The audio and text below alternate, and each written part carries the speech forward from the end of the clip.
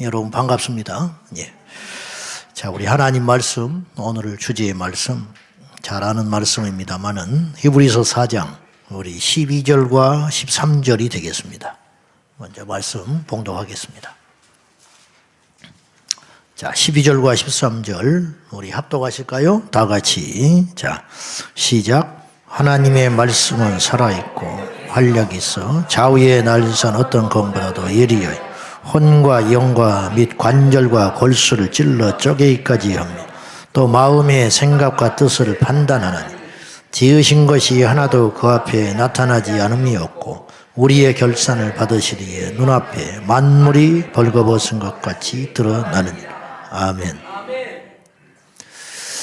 그 역지사지 그리고 지피지기면 백전불태라 했는데 우리가 한번 그 원수의 측면에서 생각을 해보자 이 말이죠.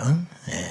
다시 말해서 마귀의 입장에서 우리가 한번 생각해 보자는 거예요.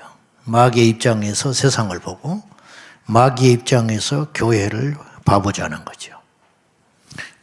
제가 마귀라면 만약에 무엇을 공격할까? 교회를 파괴할까?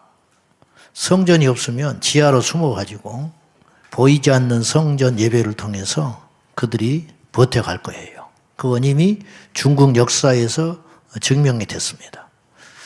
중국이 공산화되면서 교회를 파괴했지만 교회는 더 건실하게 지하에서 성장하고 있었어요. 교회를 파괴하는 것도 본질적으로 교회를 파괴하는 신앙을 파괴하는 방법은 못 되는 거예요. 그건 역사가 증명했어요. 성도를 핍박할까? 일시적으로 효과는 있겠죠. 억압하고 핍박하면. 그런데 이것도 엉뚱한 방향으로 나타나는 것이 진짜가 더 진짜가 돼버려요.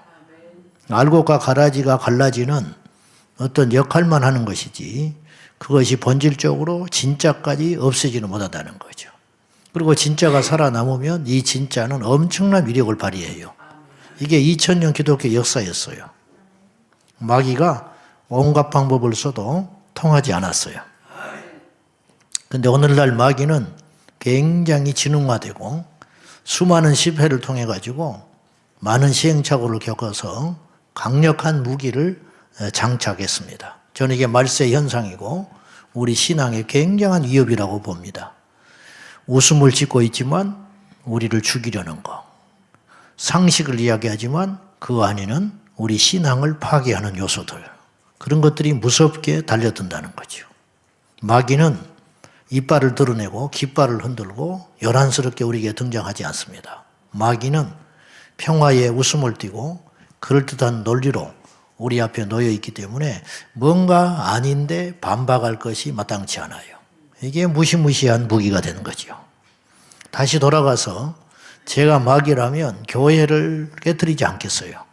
제가 마귀라면 성도들을 억압하지 않겠습니다. 제가 원수 마귀라면 성경을 공격하겠습니다. 성경을 공격한다는 것은 성경 자체를 공격하여 찢는다든지 출판을 못하게 한다든지 그런 유치한 방법이 아니라 성경을 공격한다는 건 성경 내용을 공격하겠다는 거예요. 성경의 내용을 공격하겠다. 즉 성경의 진리를 거짓이라고 사람들이 믿을 수만 있다면 교회와 신앙은 저절로 무너지고 말 것이기 때문입니다. 오늘 이 시대를 보면 이 마귀의 이 무섭고도 탁월한 전략은 대단한 효과를 보고 있는 것 같아요. 그렇게 제가 단언하는 이유가 제 주관적인 입장입니다만은 첫째는 예전보다 교회 강단의 설교가 농도가 아주 얕아졌어요. 즉 설교가 성경을 떠났어요. 근데 이렇게 말하면 불쾌하게 여기고 저를 교만하다고 할지는 모르나 제가 진단하는 한국교회 강단은 성경적이지 않는 강단이 너무 많다. 그래서 이단에 빠져서 지옥 가는 사람은 숫자라도 대충 알 수 있어요. 물론 그 숫자도 믿을 수 없는 것이지만 뭐 신천지 몇 명, 통일교 몇 명, 여호와 증인 몇 명, 안상홍 증인의 몇 명, 그 대충 파악되지요. 부풀렸으니까 거기서 한 30, 40% 빼야지요. 그래도 대략 알 수 있다고요. 그리고 보이잖아요. 이단에 빠진 사람은 지옥 가는 것이니까 우리가 역으로 전돌해서 데려올 수도 있고 반박해서 싸울 수도 있고 하는데, 문제는 저는 단언코 이렇게 말하고 싶어요. 이단에 빠져서 지옥 가는 숫자보다 정통교회라고 자부하면 교회 다니면서 지옥 가는 사람이 훨씬 많다. 왜 그러냐? 첫째는 숫자가 많아요. 현실적으로. 정통교회를 다닌 사람들이 이단에 다닌 사람보다 많다. 두 번째는 정통교회에 다니지만 성경에서 떠난 진리, 성경을 갖고 다니는데 성경을 안 믿어요. 웃기는 일이죠. 어떠세요? 성경을 읽고 있는데 안 믿어요. 그리고 자기는 성경을 많이 읽는다고 생각하는 거예요. 더 나아가 성경을 엄청나게 공부해요. 근데 성경을 안 믿어요. 기적을 안 믿어요. 신학적으로 공부를 많이 했다는 사람들이, 그러면 신학을 하는 궁극적 목표는 상식적이라면 성경을 더 정확히 알고 성경을 바르게 알고 성경을 더 효과적으로 선포하고 가르치기 위해서 신학을 해야 되잖아요. 애초에는 그랬을 거예요. 초대교회부터. 그런데 어느 날부터 신학은 그 기능을 상실한 것 같아요. 즉 목표를 잃어버렸어요. 그게 어떤 일이 벌어졌느냐? 교회 강단이 치명적으로 약화됐다는 거죠. 성경을 성경대로 원색적으로 선포하지 못하는 이 모순 덩어리, 그리고 그렇게 말하는 것 자체를 주저하게 되고, 또 그런 설교를 하는 것을 성도들이 별로 환영하지 않아요. 왜냐? 디모데서에 말한 것처럼 마지막 때가 되면 기가 가린다고 그랬거든요. 기가 가려워서 기를 딱 막고 믿으니까, 그리고 자기의 욕심을 채워줄 스승을 많이 두고, 그러니까 어떤 가르침에 순종하는 게 아니고 자기의 주관을 가지고 성경을 요리조리 잣대로 난도질한다는 거죠. 그 결과는 어떻습니까? 하나님 위에 서니 그가 구원을 받겠으며 그가 긍휼을 얻을 수 있으며 그가 하나님의 자녀가 되겠습니까? 말이 안 되는 것이죠. 오늘날 설교를 보면 성경에서 말하는 주의 주절을 벗어난 설교가 주를 이루고 있어요. 성경은 분명히 성경의 목적을 성경이 이렇게 가르치고 있습니다. 자, 요한복음 20장 31절입니다. 한번 보시죠. 다 같이 시작.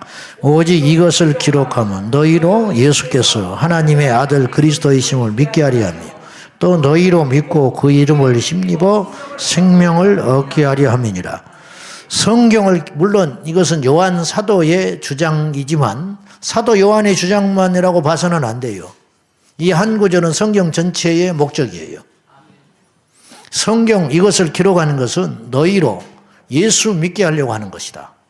그리고 그 예수를 믿어 그 이름을 힘입어 영생을 얻게 하려고, 생명을 얻게 하려고 이 성경을 기록한 거야. 그러면 뭐 성경의 내용이 거칠다든지 전달법이 뭐 미숙하다든지 그건 중요한 게 아니고, 교회를 다녀서 교회를 나가서 설교를 듣고 나면 두 가지가 일어나야 한다는 거예요. 첫째는 예수를 믿어야 된다는 거예요. 두 번째는 생명을 얻는 일이 일어나야 된다는 거예요. 그래서 초대교회는 바른 말씀을 선포했기 때문에 어떤 일이 벌어졌냐면 날마다 구원 얻는 자가 늘어났다, 나타났다 그랬어요. 교회는 그래야 되는 거예요. 교회는 처음 뭐 발을 디뎠든지 뭐 모태신앙이든지 어쩌든지 간에 교회를 오는 순간에 예수를 믿어야 되는 거예요. 교회를 와서 설교를 들었으면 생명을 얻어야 되는 거예요. 여기서 말하는 생명은 당연히 구원의 영생이죠. 뭐 병이 낫는 거 그런 게 말하는 게 아니에요. 병이 낫는 것도 목적이 결국은 구원 얻기 위한 거예요. 믿음의 확증을 얻기 위해서 기적이 일어나고 병이 낫는 거지요. 그러니까 뭐 어떤 설교를 하든 어떤 교단이든 어떤 신학을 했든지 간에 제가 주장하는 건 이거예요. 강단에서 설교의 주된 목적이 무엇이어야 되냐면 믿게 해야 하고 생명을 얻게 해야 된다. 교회에 와서 설교를 듣는 청중들은 이 두 가지의 목적을 분명히 해야 된다 이거예요.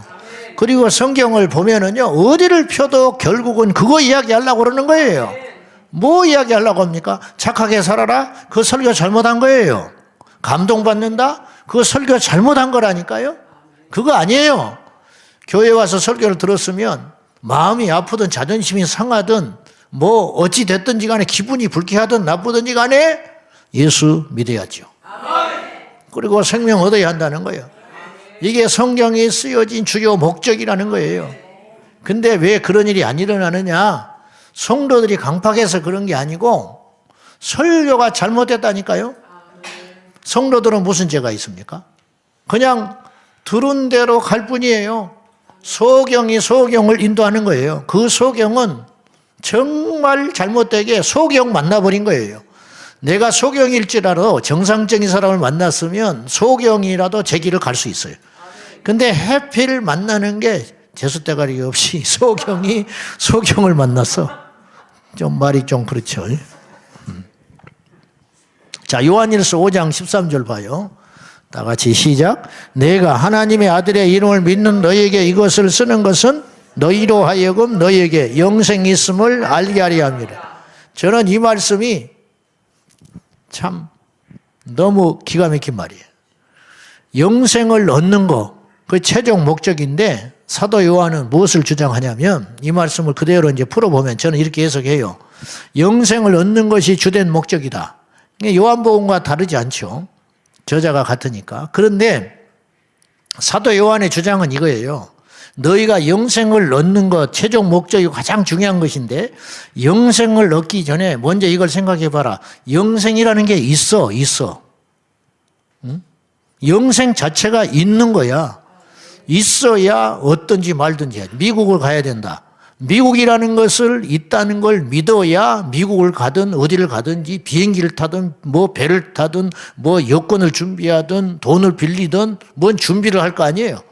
영생이라는 것 자체가 있는데도 불구하고 오늘날 영생이라는 것 자체를 말을 해주지 않는다는 거예요. 어디에서? 교회에서.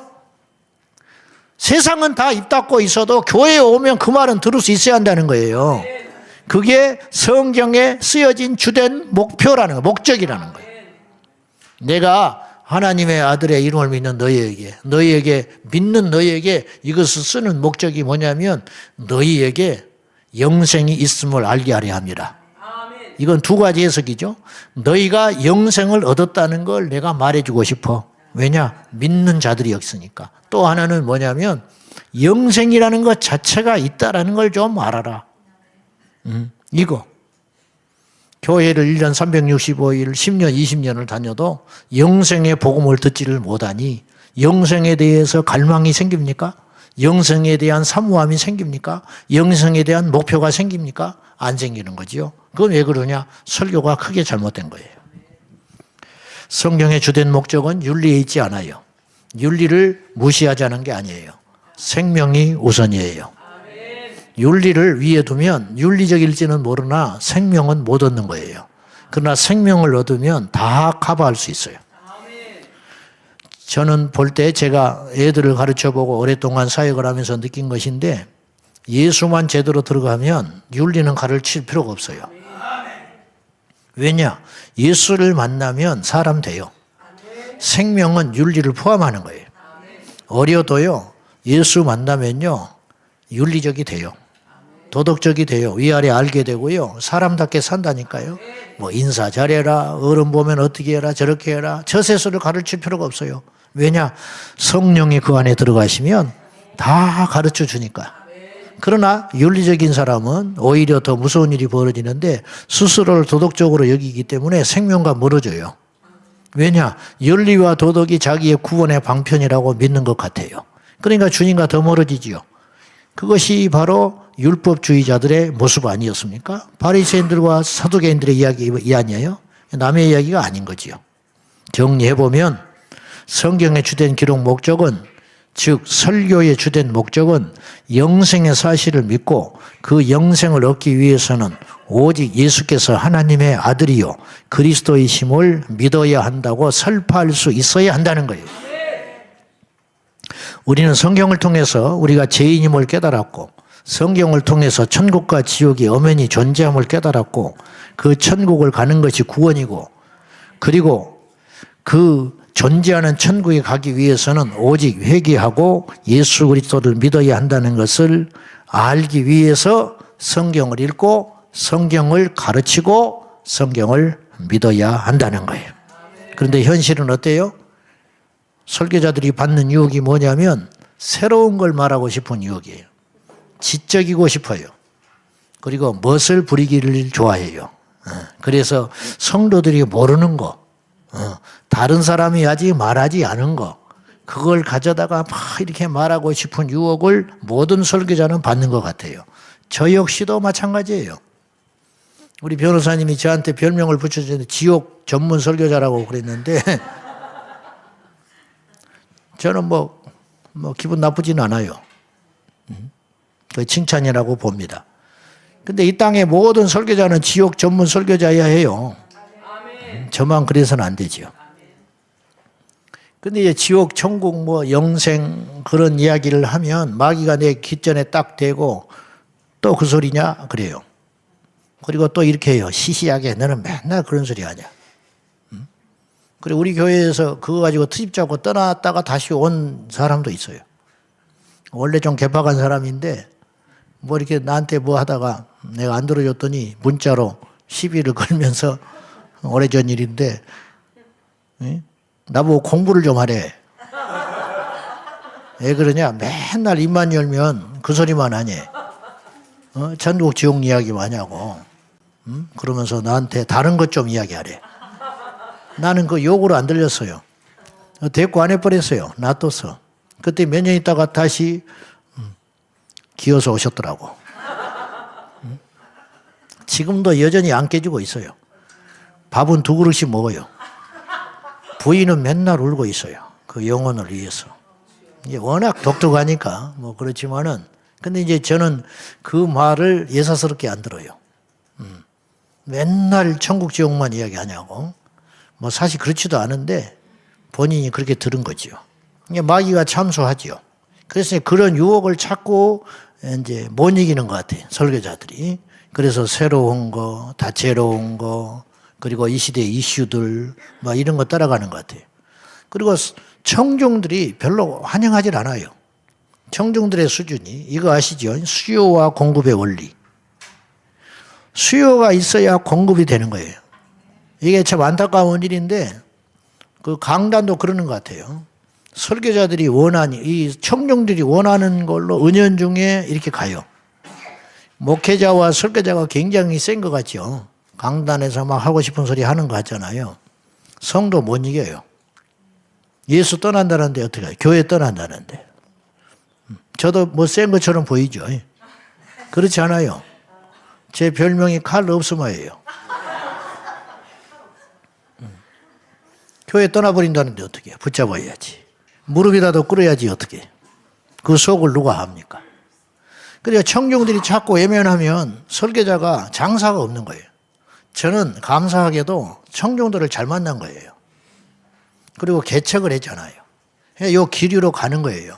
그런 것이지 제가 뭐 대단해서가 아니에요. 다행히 하나님께서 저에게 그 은혜를 주셨고 그 길을 보여주셨고 그걸 외쳤는데 귀가 열린 사람이 온 것뿐이에요. 제가 잘한 건 하나도 없어요. 잘난 것은.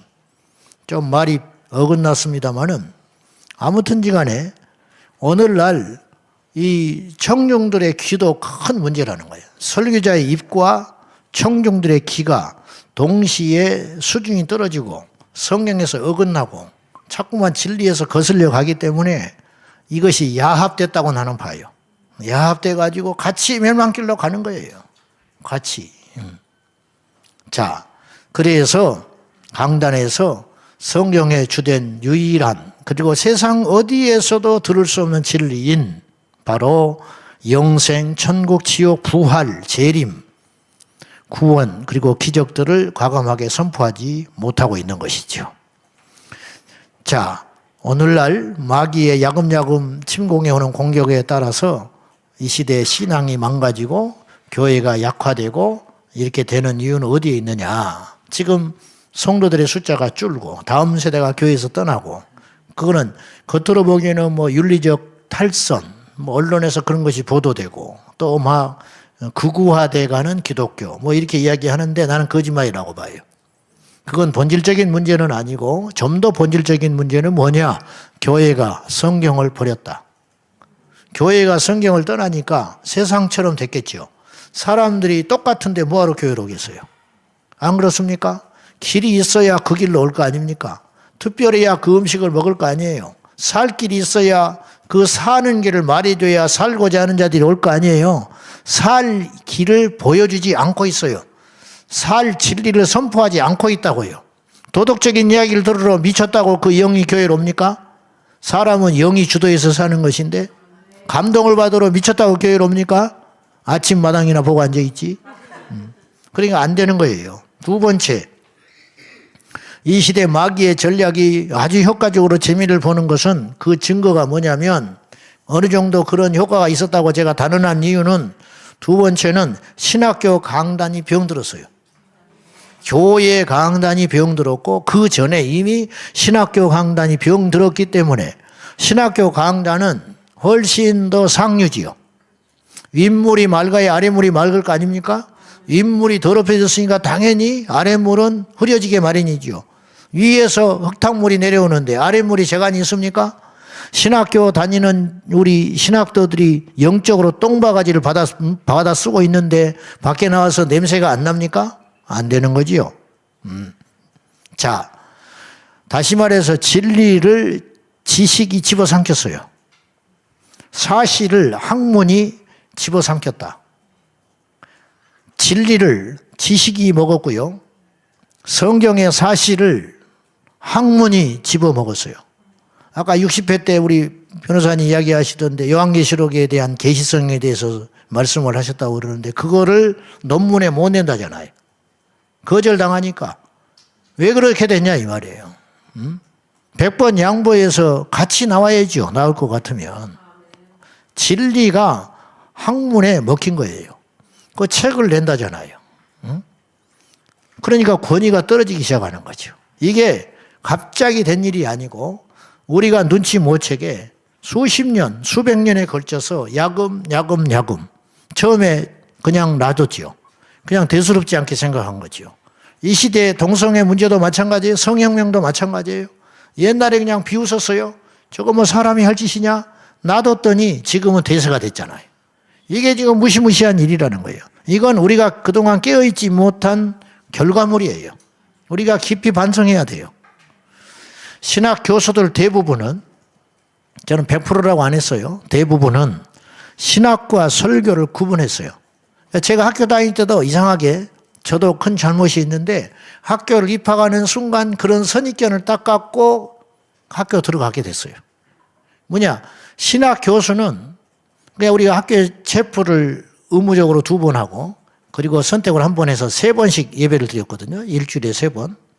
그런데 그때 강단에 세우는 분들이 굉장히 다양했습니다. 농촌 목회하고 있는 분, 그리고 다른 교단의 부흥사, 신영긴 목사님도 생전에 와서 이제 설교를 하고 가셨는데, 그 다음에 외국에서 온 저명한 신학자들, 그 통역 세우고, 그리고 이제 자체 조달을 해가지고 우리 자체 교수님들이 이제 체프를 인도하기도 하고 그렇게 하잖아요.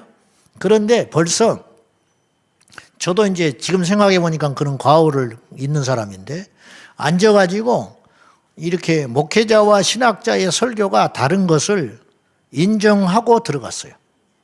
이해하시나 모르겠는데 목회자는 신학적 이야기를 하면 우리 마음에 어떤 생각이 드냐면 목회자가 신학교 왔다고 신학적 이야기를 좀 할 수 있잖아요. 옛날에 배웠던 것을 끄집어내가지고 굉장히 이제 긴장하고 준비해서 신학도들이 제일 건방지고 교만하거든요. 그때가.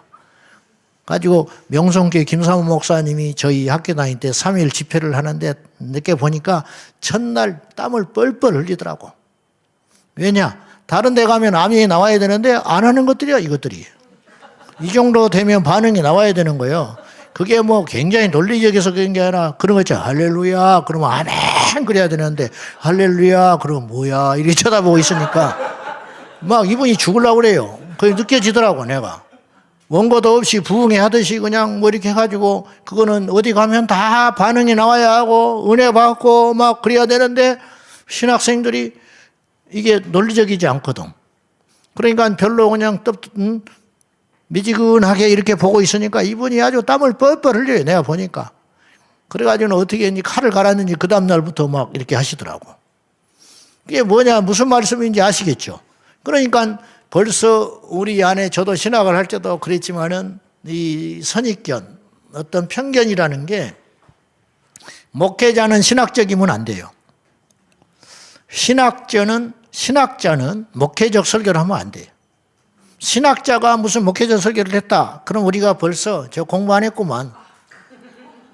저렇게 많이 배운 사람이 어떻게 저런 소리를 하고 있어. 그러니까 안 되는 거예요. 그래서 설교와 신학이 뚜렷이 구분돼 버리는, 그리고 당연히 그래야 한다는, 학문과 어떤 설교는 구분돼야 한다는 거. 신학과 신앙이 구분돼야 한다는 그러한 나름대로의 원칙이 있는 거죠. 그래서 이 신학할 때 이 신자가 신신자잖아요. 귀신신자. 그래서 감리교 이용도 목사님은 그 신자를 믿을 신자로 바꾸자는 사람이었어요. 믿는 신학을 하자. 나도 100% 동감해요. 그분 생전에 한자를 믿을 신자로 썼어요. 믿을 신학. 근데 귀신 신자잖아요. 그 신학이, 우리가 지금 하는 학문이 신학이 귀신 신자 아닙니까? 신신자지요? 신을 연구하는 학문. 그러나 진짜 신학은 믿고자 하는 학문이어야 된다는 거죠. 학교 채울 때는 성경을 이야기해요. 그러나 수업 시간에 들어와서는 성경을 분석하고 난도질을 해요. 헷갈리는 거지요. 헷갈려.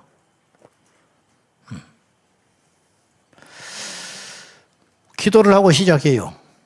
근데 가만히 강의를 들어보면, 수업을 듣다 보면 길가메시 서사신이 어찌니 해가지고 노아의 홍수가 거짓말이야.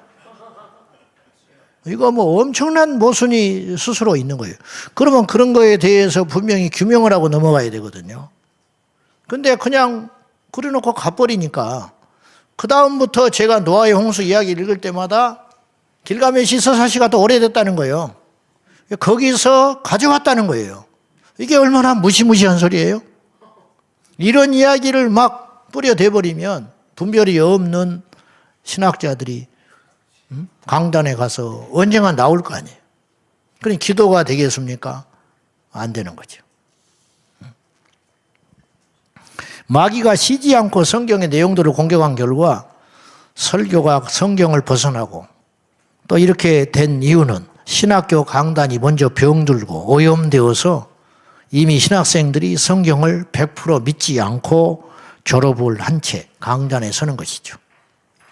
오히려 순수하게 성경을 믿고 100% 들어갔다가도 오염된 줄 모르고 이제 내가 그동안 무식해서 그랬구나. 내가 이래서 신학을 해야 되는구나. 그렇게 스스로 자신을 위로하면서 강단에서 나오게 되는 거죠. 성경의 권위를 무시하게 되는 거죠. 이 시대에 가장 예수님 닮았다고 하는 김요성 목사님이 계세요. 아십니까? 네. 그분 나환자에 가서 섬기다가 지금 생사를 모른다고 하지요. 그런데 제가 그분을 너무 흠모해가지고 옛날에 오래전에 한 30년도 전에 테이프 5개를 구해가지고 늘어지도록 들은 적이 있었는데, 나중에 이제 영호 이야기 책이 나왔더만요. 근데 거기에 보면 이런 이야기가 나와요. 이분이 독일에 가서 신학을 해요. 그 옛날에 독일에 가서 신학을 하러 갔는데, 간 첫날 아마 몰트만이었던 것 같아. 말은 안 하는데 그 시대에 저명한 신학 교수가 있었대요. 가지고는 그분이 강의를 하면 강의실이 좁아가지고 강단에서 했어요. 너무 많은 사람들이 모여가지고 인기가 있어가지고. 그런데 이제 가자마자 정신없이 그 학교에 입학을 해가지고 이제 그 학교에 가면 무조건 그분 강의를 들어야 한다는 것이 이제 필수 코스가 됐으니까. 그런데 이제 가서 강당에 이제 수백 명이 앉아 있는 자리에서 같이 이제 첫 시간에 그분 강의를 듣게 됐는데, 이제 독일어도 아무래도 미숙했겠죠. 그분이 딱 첫 시간에 그러더라는 거예요. 성경을 탁 들더니 이 성경을 이렇게 말하더래요. 아직도 하나님의 말씀을 하고 믿는 사람이 있으면 손 들어봐라 그러더라는 거예요. 첫 시간의 질문이 아직도 하나님의 말씀으로 굴뚝같이 믿고 있으면 손 들어봐라. 그러니까 자기 손 들었대요. 주변을 들어보니까 수백 명 중에 자기 혼자더래. 수백 명 중에. 둘러보니까 자기 혼자 손 들었거든. 그러니까 전부 이상한 거예요. 성경을 살아있는 하나님의 진리의 말씀으로 믿고 있다는 것 자체가 웃기는 일이 된 거예요. 그러니까 일어나 보라고 그러더래요. 그래서 혼자 일어난 거야. 그랬더니 교수가 하는 말이 어디서 왔냐고 그러더래. 그래서 한국에서 왔다 그랬더니 이렇게 말하더래. 한국은 아직 신학이 덜 발전해서 요 책을 아직도 사실로 믿고 있는 것 같은데 여기서 공부를 하다 보면 그 생각이 바뀌게 될 것입니다. 그리고 앉으라고 그러더래요. 그래가지고는 이제 자기가 이 독일어가 부족하니까 잘못 들은 것 같기도 하고 이게 도대체 무슨 영문인가 헷갈리기 시작한 거예요. 그래서 그날 저녁에 기숙사에 와가지고 같이 기숙사 쓰고 있는 룸메이트 독일인 친구가 있어가지고 내가 혹시 아까 그런 말을 들었는데 그게 사실이냐? 내가 독일어가 부족해서 잘못 듣는 건 아니냐? 그랬더니 다시 이 독일 친구도 자기를 빤히 쳐다보면서 또 이렇게 재차 묻더라고요. 그러면 너는 아직도 이걸 사실이라고 믿고 있냐? 그러더라는 거예요. 너무 황당한 일이 벌어진 거예요. 그리고 어쨌든 공부를 끝내고 한국에 돌아왔어요. 그래가지고 신학교의 이 강사가 됐어요. 이 김여성 목사님이. 그러니까 자기도 모르게 망가져서 들어온 거예요. 네, 모르죠. 근데 자기는 더 배웠다고 생각하죠. 더 발전했다고 생각할 수도 있죠. 근데 한국에 와서 강의를 이렇게 쭉 하다 보니까 신학생들이 못 견디는 거예요. 자기 강의를 듣고. 그러니까 무슨 말이냐면 이 학생들이 자기는 이제 배운 대로 강의를 하는 거 아니에요. 독일에서 공부한 대로, 배운 대로 신학을 공부하고 왔으니까. 더 앞선 걸 공부하고 왔으니까. 근데 학생들이 자꾸 버대껴. 힘들어해. 그리고는 참다 질문을 하기 시작하는 거야. 그러다가 한 번은 나이가 지긋한 전도사님이 자기한테 당돌하게 손을 들고 질문을 하더래. 이제 조 변호사님 같은 분이 있었던 거지요. 그래서 뭐라고 그러느냐 이렇게 묻더라는 거예요. 교수님은 하나님을 만났냐고 물어보더라는 거예요. 교수님 하나님 만나봤냐고 그러더래. 근데요 답을 못 해버렸대요. 생각해보니까 자기는 하나님 만나지를 못한 것 같더래. 이분이 고민을 엄청나게 합니다. 살아있으니까 고민한 거야. 살라니까 고민한 거예요. 몇 날 며칠을 괴로워하다가 사표를 던졌어요. 내가 하나님 만나야겠다. 내가 하나님 만나지도 못하고 그리고 그 학생이 그런 말 하더래요. 나중에 하나님 만났냐? 답을 못하니까 하나님 손잡아봤냐 그러더래. 말을 못했대. 그래서 그만뒀어요. 근데 자기가 그만뒀다는 소리를 듣고 아는 어떤 지인 하나가 하나님 만나려면 내가 가르쳐 준다 그러더래. 그래서 간 곳이 전라도 문둥이들이 있는 섬 용호라는 곳으로 간 거예요. 그리고 가서 어둑어둑한 저녁에 어쨌든 우여곡절 끝에 거기서 나와 앉아 손을 딱 잡았는데 새벽 예배 드리러 나와 앉아 손을 딱 맞췄는데 근데 이제 새벽이라 워낙 열악한 곳에 갔어요. 이분이. 그래 간 것이 훌륭한 거죠. 근데 새벽에 줄을 서 있더래. 몰랐대. 캄캄하고. 새벽 예배 끝나고 나니까 얼굴이 보이기 시작하더래. 근데 이건 사람 얼굴이 아니야. 그리고 끝나고 나가니까 줄 서 있더래. 새로 목사님 오셨다고 인사한다고. 그래서 손을 딱 잡았는데 울더래요. 그리고 눈물이 뚝 떨어지는데 이분이 그래. 사람 눈물이 그렇게 뜨거운지 몰랐대. 그리고 자기 손을 안 놓더라는 거예요. 왜냐? 수십 년 만에 정상적인 손을 잡아본다는 거예요. 그리고 문드러진 손으로 자기를 손을 만지고 하는데 우는데 자기 손등에 눈물이 뚝 떨어지는데 그렇게 뜨거운 눈물은 처음 봤대요. 그리고 이분이 그때 확신했어요. 내가 하나님 손 잡았다. 그리고 하나님 만난 거예요. 근데 어쨌든 거기서 이제 그렇게 목회를 하는 중인데 한참 시간이 흐른 후에 독일에서 같은 룸메이트 썼던 그 독일 친구 있잖아요. 그 친구가 편지가 왔어. 자기 좀 살려주라고. 뭔 내용이냐 했더니 학교를 마치고 그 당시 독일에 있는 5천 명 모이는 교회로 부임을 해간 거예요. 1년 반 만에 교인이 300명 남았어. 그래 자기 좀 살려주라는 거예요. 그러면서 이제 소문이 거기까지 나가지고 자기 동료 김요석 목사는 하나님 손잡고 목회한다더라. 이렇게 소문이 났다는 거예요. 독일까지. 나도 하나님 손 좀 잡아주라는 거예요. 나도 하나님 손 좀 잡고 목회할 테니까 도와주라고 긴급하게 편지가 왔어요. 그래서 김요석 목사님이 편지를 보내면서 어떻게 목회하고 설교를 했길래 5천 명 모이는 성도가 300명이 됐냐? 어떻게 했냐? 설교를 그렇게 했더니 그 친구가 답이 이렇게 왔어요. 나는 성경이 믿어지지 않는다. 그러니 여러분들은 알아서 해라 그랬다는 거야. 가지고 목회를 쫄딱 망해먹고 이 독일 친구가 이 한국으로 날아왔어요. 그래가지고 김요석 목사님한테 배운다고 어떻게 하면 나도 하나님 만날 수 있는지 배우겠다고 와가지고 같이 있었어요. 그 가난한 살림에 어느 날 갑자기 쌀이 한 가마 생겨가지고 쌀에다가 이제 김치에다가 막 매운 그리고 며칠을 굶다가 그 친구가 엄청 먹더래요. 몸무게가 110kg가 넘었는데. 그러더니 배탈이 나버렸어. 독일 사람이 고추장에다가 밥을 비벼 처먹었으니 속이 온전하겠어요. 그래가지고는 설사를 줄줄 하다가 이 화장실을 갔다가 그 당시 화장실이 뭐냐면 항아리 위에다가 나무 막대기 2개 걸쳐놨는데 110kg가 올라가니까 부러져가지고 똥통에 빠져버렸어.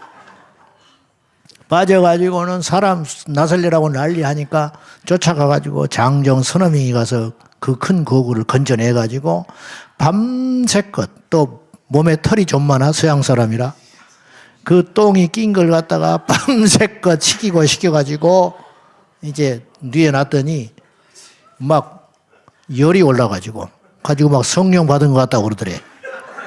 근데 성령 받은 게 아니라 똥떡이 올라가지고 똥떡이 올라고 나살려라고 난리로. 근데 그런 이제 풍파를 겪고 이분이 납작 엎드려가지고 자기 죄 다 회개하고 살려달라고 하나님께 기도를 하더니 이제 약도 안 먹었는데 몸이 정상이 되고 그리고는 이제 김요석 목사님하고 성경을 공부하기 시작했어요. 그리고 한 달 있다 들어갔는데 가서 목회를 다시 시작했죠. 1년 반 만에 교인이 10,000명이 됐다는 거예요. 그리고 그 교회가 300주년 기념으로 김요석 목사님을 특별 강사로 초청을 했어요. 그러니 올라갔으니 갔어요. 독일에 가가지고 부흥회를 하러 갔는데 첫날 올라가려고 하니까 이 친구가 이렇게 이야기하더래. 친구야, 나 똥통에 빠졌다는 이야기는 하지 마라. 그 소리만큼은 하지 말아달라고 사정을 했다네. 근데 자기는 잊어버렸는데 그 말을 듣는 순간 생각이 나가지고 첫날에 저 목사가 똥통에 빠져가지고 그 뒤로 성령 받았다고. 그랬더니 막 성도들이 웃으면서 감동을 받았대요. 근데 거기에 독일 기자가 있었대. 그 기자가 그걸 듣고 써가지고 그 다음날 신문에 똥통에서 만난 성령님 그렇게 칼럼을 썼다고 해요. 자, 왜 우리가 힘이 없습니까? 왜 우리에게 능력이 없습니까? 성경을 믿지 않고 설교를 하고 성경을 믿지 않고 교회를 다니고 심지어는 성경을 믿지 않으면서도 예수 믿는다고 억지를 부리니 무슨 역사가 있고 무슨 힘이 있겠습니까? 말씀은 살아있습니다. 그럼 말씀이 살아있다는 그 말의 의미가 무슨 말이냐? 2가지만 이야기하겠습니다. 첫째, 하나님 말씀이 살아있다라는 말은 첫째는 하나님 말씀은 사실이다 그런 말이에요. 사실이다. 여러분, 거짓은 힘이 없어요. 이런 말 있죠. 거짓은 거짓으로 덮는다. 이슈는 이슈로 덮는다. 그래봤자 거짓말이에요. 더 큰 거짓말이 돋고 있는 것뿐이지 그 옛날에 그 거짓말은 누구도 떠올리질 않아요. 사라졌어요. 왜? 거짓은 오래가지 못해요. 성경이 죽은 책, 성경이 거짓이었다면 성경은 사라지거나 박물관쯤에 있을 것입니다. 여러분, 곰이 마늘 100종 먹고 사람 됐다는 걸 믿는 사람이 어디가 있어요? 응? 그 믿는 사람이 하나 있더만요, 최근에. 이 시선 가진 사람이 하나 있었어요. 자, 성경에 기록된 사실을 증명할 수 없다고 억지를 부리지만 성경이 거짓말이라고 입증할 증거도 없어요. 하나님이 천지를 창조하셨다. 이거 거짓말이라고 하죠, 세상 사람들. 그러면 거짓말이라는 증거가 있습니까? 만약에 하나님께서, 제 말도 좀 유치한 이야기입니다만은 논리적으로는 맞는 이야기예요. 하나님께서 천지를 창조하셨다는 것이 거짓말이라고 증명할 수 있으려면 하나님보다 먼저 된 자가 증명을 해줘야 돼요. 내가 보니까 하나님이 창조한 게 아니야. 내가 봤어.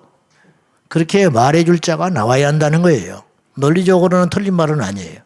근데 그렇게 할 자가 없잖아요, 피조물 중에. 그러니까 그걸 부정해서는 안 된다는 소리예요, 제가 말은. 근데 부정하잖아요. 진화론이야말로 종교적 믿음을 가져야만 믿을 수 있는 이론이에요. 안 그렇습니까? 수십억, 수만 년에 걸쳐서, 오랜 시간에 걸쳐서 이렇게 종이 변화돼가지고 이렇게 됐다. 유인원이 사람이 됐다. 그걸 증명할 길이 두개골 몇 개밖에 없어요. 그러니까 그걸 믿어야 돼. 믿습니까? 지금 다인이 그거 이야기한 거예요. 믿으라는 거예요. 믿어. 뭘 믿느냐? 유인원이 사람 됐다는 걸 믿어라. 지구의 나이가 그렇게 오래됐다는 걸 믿어야 된다. 그 오랜 시간 동안 진화를 거쳐서 이렇게 됐다는 걸 믿어라. 근데 그걸 믿는 사람이 나타나기 시작했어요. 그것은.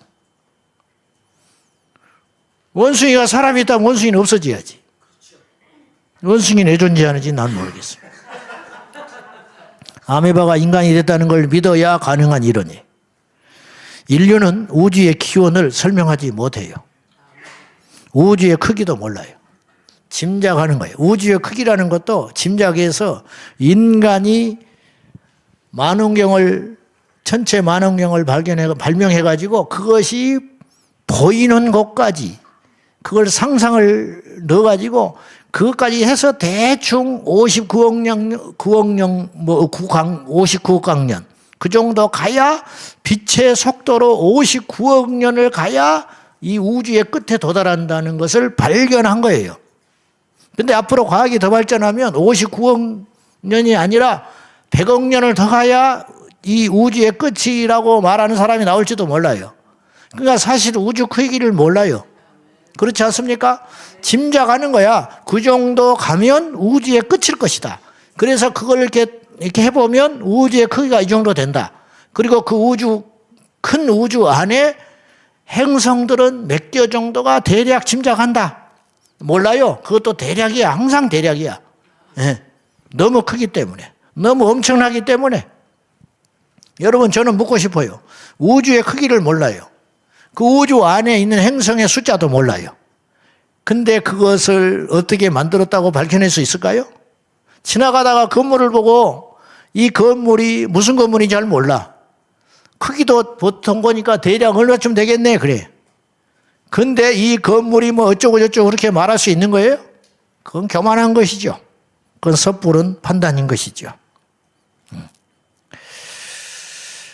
여러분, 진화가 사실이라면 왜 지구에만 생명체가 존재할까요? 달나라에도 토끼가 있어야지. 이렇게 셀 수도 없는 행성, 그 많은 행성의 숫자 중에 어째서 유독 지구에만 진화론이 일어나냔 말이에요. 산소가 없어서. 그럼 산소에 없이 살 수 있는 어떤 생명체가 존재해야지요. 그래야 진화론이 설득력이 있는 거죠. 그래서 어떻게든지 간에 외계 생명체가 있다는 헛된 소리를 하려고 헐리우드에서 하루가 멀다 하고 외계인 영화를 만들어내고 나사가 뭘 발견했는데 나사 빠진 것들이 뭐 있니 없니 뭐 맨날 뭐 비밀 문서니 뭐 어쩌니 해가지고 며칠 있다가 뭐 그걸 밝힐 거라고 보면은 뭐 아무것도 없어요. 응? 뭐가 실체가 있어야 뭐 하는 것이죠. 애처롭기까지 해요. 응? 애처롭기까지. 진화로 설명 못하는 동물의 현상과 종들이 너무 많아요. 왜 말은 얼룩말과 일반 말이 있을까요? 응? 햇빛이 덜 봐서?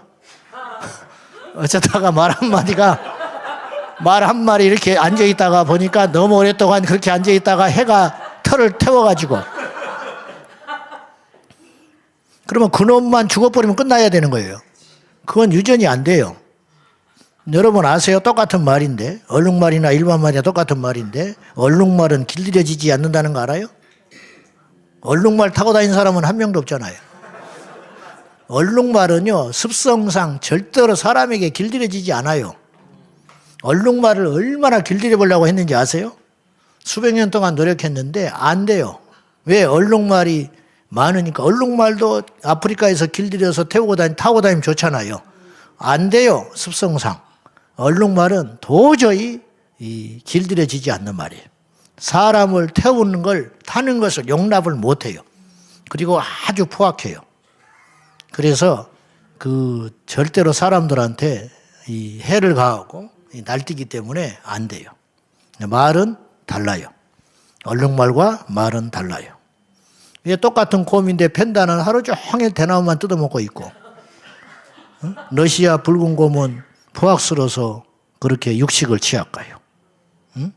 어떻게 된 거예요? 근데 유전학적으로 보면 똑같은 곰 아닙니까? 그걸 팬다 곰이라고 부르잖아요. 근데 왜 대나무만 쪼개먹고 있냐 이 말이야. 낙타는 어떻게 사막에서 그 선인장 가시를 먹어도 탈 없이 살아요. 근데 그 사막에 낙타만 사는 게 아니에요. 작은 여우도 살고 온갖 것이 다 살아요. 뭐냐? 왜 기린만 목이 길어요? 이렇게 이야기하죠. 높은 데 있는 것을 따먹으려다가 자꾸 어떤 놈이 높이 있는 나뭇잎을 계속 따먹으려고 목을 내다 보니까 한 놈이 목이 긴 놈이 나왔다는 거야. 수만 년에 걸쳐서. 수만 년에 걸쳤다 그러면 아무 소리 못해. 그렇게 오랜 시간이 걸리면 그런 일도 가능하겠다. 그렇게 믿거든요. 다 모든 인류를 가스라이팅 하고 있는 거예요. 그리고 코끼리는 왜 코만 길어? 길이는 목이 길고. 길이만 있어야지. 말해볼까요? 높은 나뭇잎을 따먹으려고 해서 목을 길게 늘여가지고 기린이 된 게 아니고 하나님이 애초에 기린을 그렇게 만들어 놨어요. 왜? 너는 높은 거 있는 것도 따먹으라고. 밑에 것만 다 풀만 뜯어먹으면 어떻게 살아? 응? 그러니까 너는 애초에 그렇게 먹어라. 팬다 곰은 너는 하나님께서 넌 대나무나 쭉쭉 빨아먹고 살아라. 그렇게 만들어 놓은 거라니까요. 왜 그걸 자꾸 부정하려고 그러냐고요. 부정하려니까 거짓을 덮으려니까 또 거짓말이 나와야 되잖아요. 불쌍하기까지 해요. 모르면 아는 척하지 말고 그냥 항복하고 믿으라 이 말이에요. 믿으면 서로 편해요. 서로 편해. 믿으면 하나님도 기쁘고 믿으면 너도 구원받고. 성경은 사실이에요. 사우디아라비아 광야에 가면 이스라엘 백성 광야 40년의 유적이 그대로 남아있어요. 그래서 출애굽기는 역사적 사실인 거예요. 홍해를 건널 때 홍해라고 추정되는 그 바다 밑에는 고대의 전차들이 녹이 슬어가지고 존재하고 있다는 걸 우리가 알고 있지 않습니까? 두 번째로 말씀이 살아있다는 말은 성경이 사실이라는 것과 동시에 성경은 예언의 성취로 가득해요. 이런 책은 없어요. 100가지 중에 하나 맞추면 대단한 예언가라고 이야기를 해요. 그렇죠? 100가지 중에 하나. 틀린 건 99개는 빼버리고. 그런 소리는 나도 해. 응? 차기 대통령을 누구도 못 맞춰요. 근데 무당이, 그거 두세 명 중에 하나지 그걸 못 맞춰? 그거 가지고? 그래요, 안 그래요? 확률이 30%나 되는데. 2명 나오면 50%. 그렇잖아요? 그거 가지고 못 맞추겠어? 이번 대선은 나도 맞춰. 응? 근데 뭐 옛날에 뭐 여성 뭐야. 여성중앙 뭐요? 그런 거 뭐 어쩌다 하나 맞힌 걸 가지고 막 대단한 뭐 무당인 것처럼. 응? 근데 성경은 100% 맞췄어요. 틀린 거 있으면 가져와 봐요. 성경에 하나님께서 이렇게 하겠다. 사람은요, 절대로 장담 못 해요. 자기 인생도 장담 못 해요. 근데 하나님은 호언 장담하셨어요. 만약에 틀리면 어떻게 하시려고? 성경이 거짓이 되는데. 근데 하나님은 확신 있게 하나님만이 할 수 있으니까 그 선지자들을 통해서 셀 수도 없는 수많은 예언들을 계시를 말씀하시고 그것이 정확히 맞아떨어져 갔어요. 그 사례를 들려면 시간이 부족할 정도예요.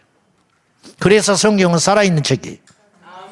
예수님의 동정녀 탄생, 이사야서 7장 14절. 처녀가 잉태하여 아들을 낳는다. 어떻게 이렇게 장담하시죠?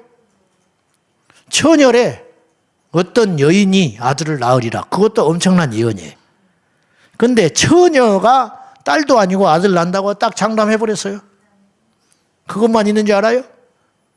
그 혈통이 어느 혈통을 통해서 온다고 그랬느냐? 이사야서 1장 11절. 이새의 뿌리에서 싹이 나서 줄기에서 그 줄기를 타고 메시아가 온다는 거예요. 근데 그 예언이 뭐 10년 전에, 1년 전에, 100년 전이 아니에요. 무려 700년 전이야. 이사야는 아시는 대로 742년 요시야 왕이 죽을 때 이사야가 선지 활동하기 시작해가지고 그 뒤로 701년까지 41년을 선지자 하다가 죽었거든요.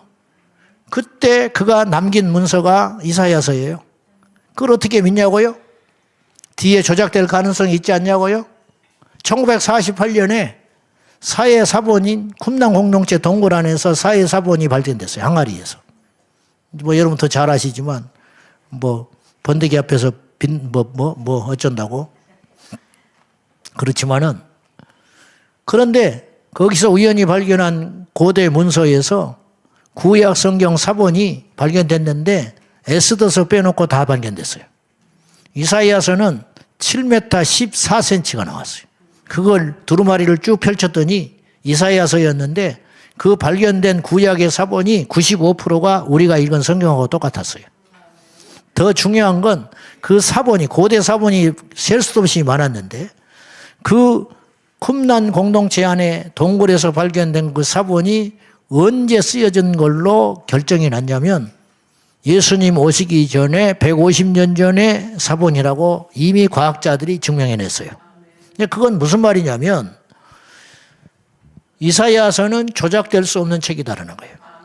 예수님이 태어나기 전 150년 전에 사본에서 처녀가 잉태하여 아들을 낳는다는 본문이 기록되어 있었기 때문에 아무리 100번 양보해도 그때 그 사본이 조작됐다 할지라도 150년 전에 예수님 태어나기 전 150년 전에 이미 처녀가 아들을 낳는다고 예언했다 이 말이에요.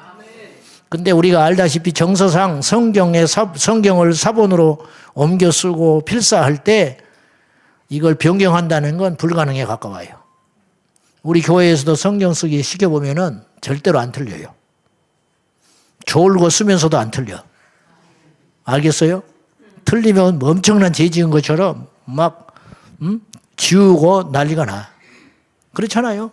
필사할 때 정신 바짝 차리고 이거 한자라도 이게 잘못 옮겼으면 큰 잘못을 저지른 것 같고 이미 그거는 성경으로서 필사한 것에 가치가 없다고 우리 스스로 지금 이 자유롭고 제멋대로 술 처먹고 교회 다니면서도 그렇게 생각하고 있어요 지금. 그래요 안 그래요? 근데 옛날 율법시대 때 성경을 사본을 만들 때 그 마음가짐과 생각은 어떠했는지 아시지 않습니까? 여호와라는 이름을 함부로 못 썼잖아요. 벌벌 떨고. 근데 성경을 옮겼을 때 조작을 하겠어요? 천벌 맞아 죽을 줄 아는데 안 되는 거예요. 절대 불가능해요. 성경의 사본은 뒤에 조작할 수 있는 책이 아니다. 그런 말이. 그러니까 오류가 있는 걸 그대로 남겨왔잖아요. 그래서 성경에는 오류가 아닌 오류가 있어요. 근데 그것이 진실이에요. 무슨 말이냐? 어느 때는 400년 만에 애굽에서 나왔다고 그러고, 어느 때는 430명이라고 그러고, 어느 때는 70명이 애굽에 들어갔다고 그러고, 어떤 경우는 13명이 들어갔다고 그러잖아요. 그 차이가 있죠. 그러면 그 차이는 내가 말하는 거 뭐냐면 오히려 성경의 진정성을 증명할 뿐이다. 뒤에 바꿨다면 그런 짓을 하겠어요? 베드로가 어떤 사람인데 예수님을 모른다고 3번이나 부인한 기사를 초대교회의 산물이라면 그걸 그대로 쓸 수 있겠어요? 그 부끄러운 거를? 베드로가 어떤 존재였는데 초대교회에서? 여러분 어떻습니까? 다윗이 이스라엘 왕국의 어떤 존재인데 간음했다는 이야기를 쓰겠어요? 아브라함이 이스라엘의 백성들 사이에 차지하는 비중이 어느 정도인데 의심해가지고 이스마엘을 낳았다는 소리를 그걸 쓰겠어요? 안 되는 거예요. 그거는. 성경은 참된 책이라는 거예요. 그리고 성경은 그런 예언이 말씀하신 것이 이루어지는 책이기 때문에 이것이 성경이 살아있는 진짜 책이라는 거지요. 이사야서 44장 28절에 보면 고레스에 대한 깜짝 놀랄만한 기사가 나와요. 보십시다. 다 같이 시작. 고레스에 대하여는 이르기를 내 목자라 그가 나의 모든 기쁨을 성취하리라 하며 예루살렘에 대하여는 이르기를 중건되리라 하며 성전에 대하여는 네 기초가 놓여지리라 하는 자니라. 자, 아까 이사야가 언제 써졌다고 그랬어요? 742년부터 701년까지 예언을 했으니까 쓴 거는 700년 전이겠죠. 그러니까 정확히는 모르나 720년 썼다고 칩시다. 네, 대충 죽기 전에 쓰진 않았을 테니까. 그때 이사야서를 남겼는데 그때 이사야가 이런 말을 한 거예요. 고레스라는 이름을 갖다가 넣어놨어요. 고레스에 대해서 예언을 했는데 그는 내 목자다. 하나님께서 그렇게 말씀하셨다는 거예요. 그는 나의 모든 기쁨을 성취할 자이고 예루살렘에 대하여 이르기는 중건되리라 하며 성전에 대하여는 내 기초가 놓여지리라 하는 자니라. 다시 말해서 이런 명령을 내릴 자라는 거예요. 고레스는 내 목자로 내가 쓸 것인데 고레스를 통해서 이런 칙령을 내리게 할 것이고 그가 말한 대로 예루살렘이 다시 중건될 거다. 그 당시 예루살렘 망하지도 않았어요. 아직 586년에 망했으니까. 근데 이런 이야기를 한 거예요. 근데 역사적으로 고레스는 언제 태어났느냐? 590년에서 576년 사이에 태어났다는 게 정설이에요. 실제 인물이니까. 그 고레스가 태어나기 전 적게 잡아도 130, 40년 전에 이미 성경에 나와 있는 거예요. 그래서 요세푸스는 이런 말을 남겼어요. 고레스가 하나님을 인정하게 된 계기가 있다. 그건 뭐냐면 고레스가 하나님 만날 수 없는 자죠. 이방인의 왕이니까. 바벨론 제국의 왕이니까. 그런데 어느 날 다니엘과 같이 있었거든요. 다니엘이 그의 밑에서 신하로 있었거든요. 다니엘은요, 예레미야 선지자나 이사야 문서를 보고요, 고레스가 출현할 걸 알고 있었어요. 그리고 예루살렘이 70년 만에 다시 중건될 것을 믿음으로 알고 있었어요. 그래서 그는 하루에 3번씩 창문을 열어놓고 망해버린 자기 조국 예루살렘을 향하여 기도하고 있었어요. 뭐하러 예루살렘을 향하여 창문을 열고 3번씩이나 기도를 하겠어요? 이미 586년, 그는 그 전에 605년에 1차 포로기 때 잡혀가지고 바빌론에 와서 포로 생활하고 있다가 총리가 됐는데 망해버린 자기 조국 예루살렘을 향하여 창문을 열고 하루에 3번씩 무슨 기도를 했겠냐는 거예요. 하나님께서 반드시 회복시킬 날을 주신다. 저곳에 성전을 회복시킬 날을 나는 믿는다.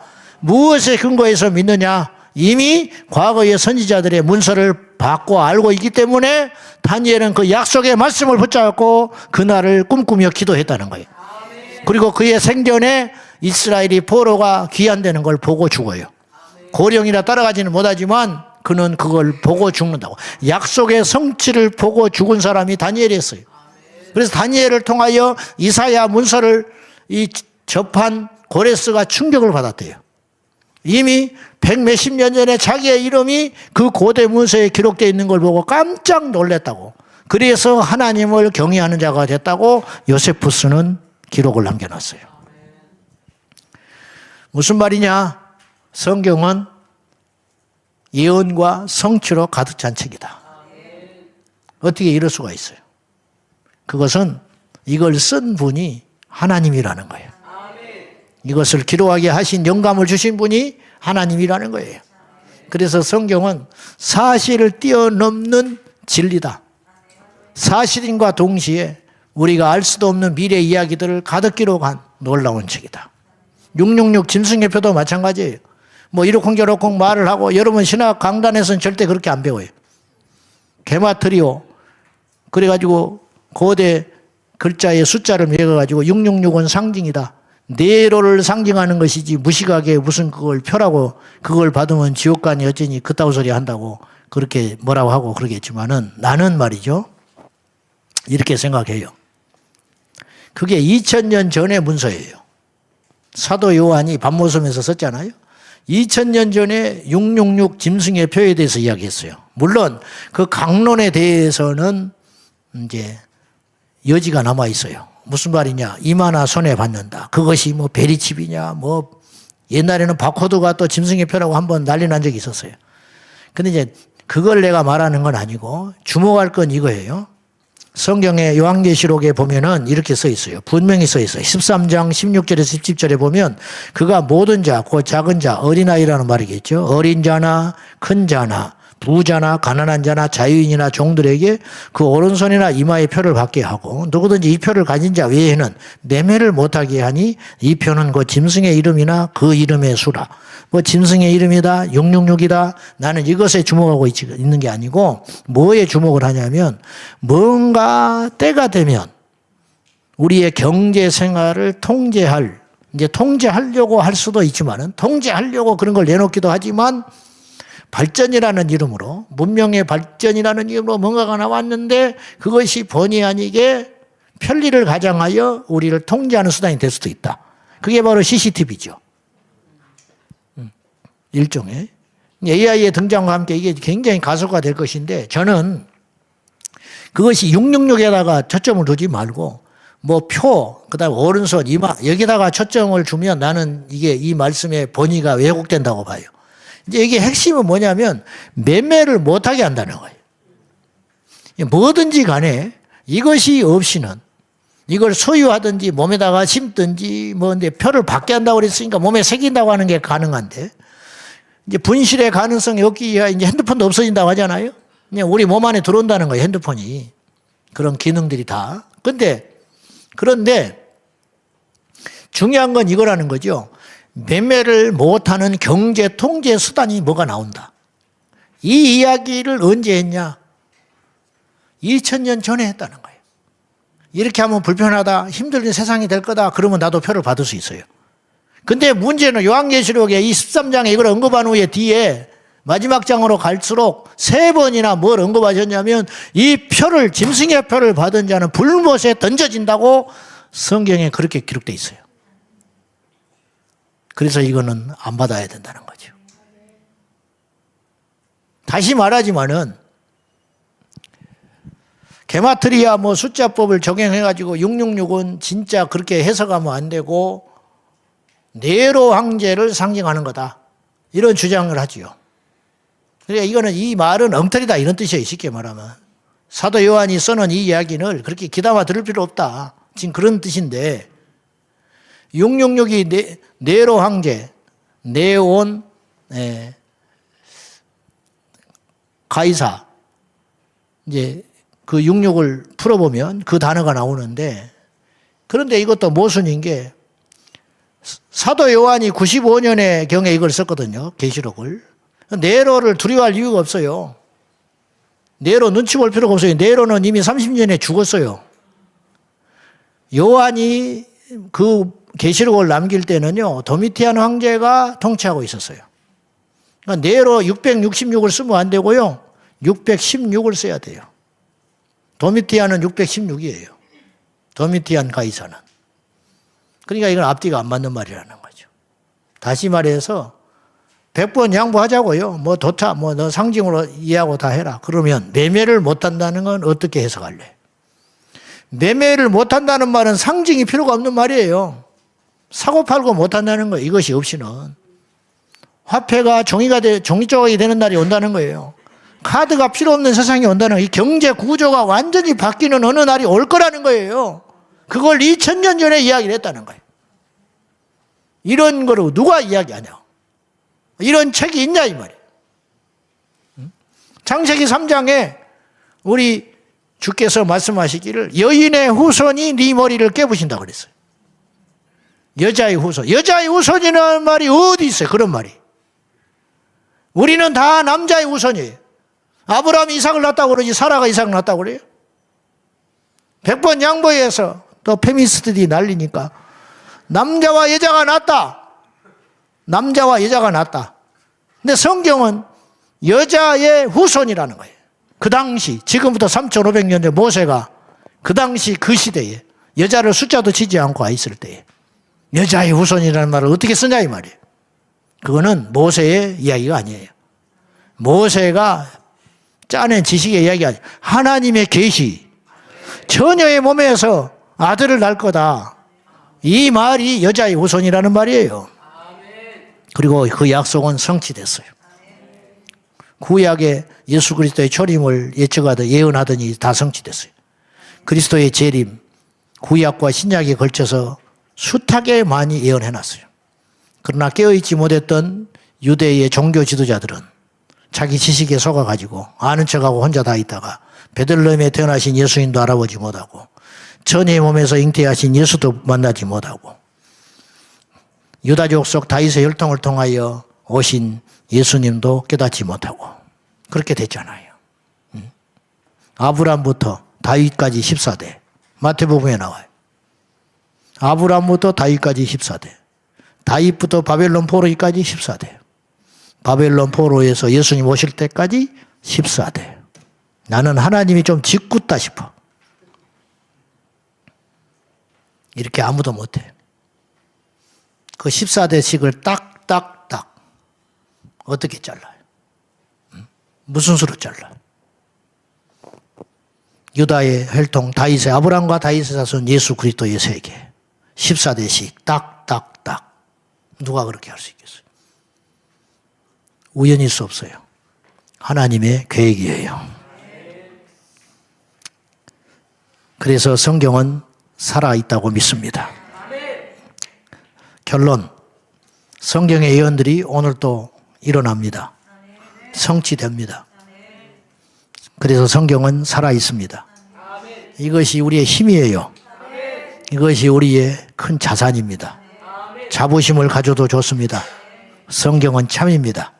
이 성경을 한낱 경전 따위로 취급하고 태물로 몰아가고 무식해서 그걸 믿는다고 말한다면 성경의 기적과 사건들을 신화 정도로 세뇌시키는 신학자들과 우리는 담대히 대적해야 됩니다.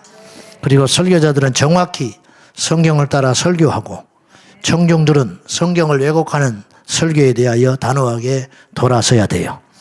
오늘 깨어있는 우리 신학도들이 이 자리에 오셨습니다. 다음에 또 모임이 있겠지만은 굉장히 중요한 이제 시간들이라고 봐요. 여러분들이 거짓에 대하여 침묵을 하면 그 거짓은 진리가 돼요. 여러분들이 용기를 내시고 성경을 성경으로, 참 기가 막히고 어이없는 일이죠. 성경을 사실이라고 말해야만 하는 시대. 우리가 설교를 들을 때 저 목사는 성경을 믿는지 안 믿는지 분별을 하고 설교를 들어야 하는 시대. 기가 막히게 위험한 시대, 답답한 시대, 어려운 시대를 우리가 살고 있습니다. 점점점 거짓 교사들이 많아지고 학문을 이유로, 신학을 이유로 성경을 대적하고 성경을 짓밟고 있는 그런 신학 사상들이 갈수록 우위를 점해가는 이때에 여러분들의 역할이 중요해졌습니다. 사람을 두려워하지 말고 하나님 편에 담대히 서서 무시가 단소리 들을까봐, 별나단 소리 들을까봐 침묵하고 말 않고 점잠 빼는 사이에 지금 신학교에서만 일어난 일이 아니라 이 사회 전반이 그래요.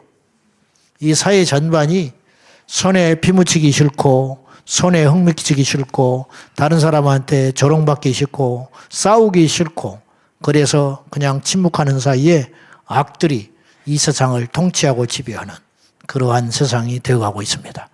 이 어렵고 참담한 시대에 여러분 용기를 가지시고 어차피 좁은 문으로 걸어가는 사람은 적습니다. 어차피 십자가를 지는 사람은 적을 수밖에 없습니다. 어차피 이 인류 역사에 가라지는 알곡보다 훨씬 많았고 그들은 겉으로 큰 힘을 차지한 것처럼 보였습니다. 그러나 하나님은 바알에게 무릎 꿇지 않은 7천을 찾고 계시고 그들을 통해서 일해 오셨습니다. 오늘 이 자리에 모인 여러분들이 그런 용기 있는 여러분들 되시기를 주님의 이름으로 축원합니다. 성경은 살아 있습니다.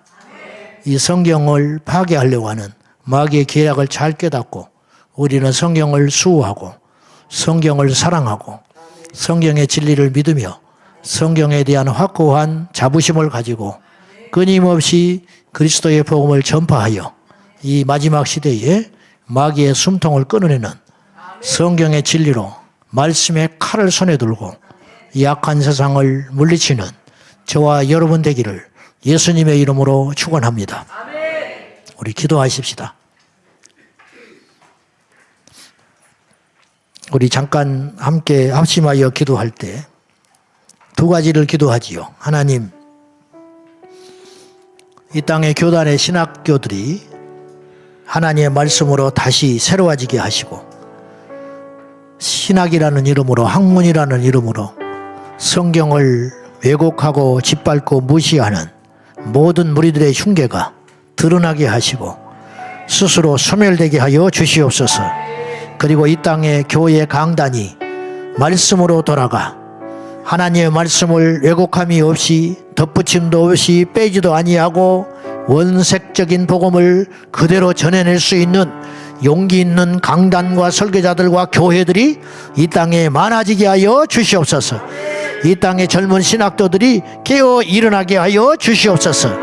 다 같이 이 제목을 놓고 간절한 마음으로 우리 주님 크게 한번 부르고 기도하겠습니다. 주여, 살아계신 하나님 아버지, 아버지 앞에 간절히 기도하고 구하오니 우리 하나님께 모든 신학교들을 깨워주시고 이 땅의 신학교들을 깨워주시고 신학교 신학자들이 아버지 앞에 회개하고 돌아와서 진리를 만나고 진리를 외칠 수 있도록 용기 있는 신학자들, 하나님 편에 서는 신학자들이 많아질 수 있도록 우리 하나님 도와주십시오. 아버지, 우리나라 교회 강단이 주의 진리로 뒤덮이게 하시고 주의 진리를 선포하게 하시고 하나님의 말씀을 가감없이 선포하여 하나님께 영광을 돌리게 하시고 교회 강단이 살아나야 아버지 이 땅에 소망이 있습니다. 이 나라에 소망이 있습니다. 성경이 무너지니 세상이 무너졌습니다. 성경이 무너지니 교회가 무너지고 교회가 무너지니 이 세상이 무너져갑니다. 하나님, 성경이 살아야 교회가 삽니다. 교회가 살아야 이 세상이 삽니다. 이 나라의 민족을 살려주시고 이 땅의 교회를 살려주시고 이 땅의 성도들을 살려주시옵소서. 우리 하나님 도와주시옵소서. 주님 도와주시옵소서. 아버지 하나님 도와주소서. 용기 있는 설교자들과 용기 있는 신학도들이 이 땅에 일어나게 하여 주시옵소서. 주여 믿습니다. 하나님 영광 받아 주시옵소서. 하나님 역사하여 주시옵소서. 주님 불쌍히 여겨주시옵소서. 아버지의 생명이 강같이 이르게 하시고 아버지의 영광이 나타나게 하여 주시옵소서. 할렐루야. 우리 하나님 도와주시옵소서.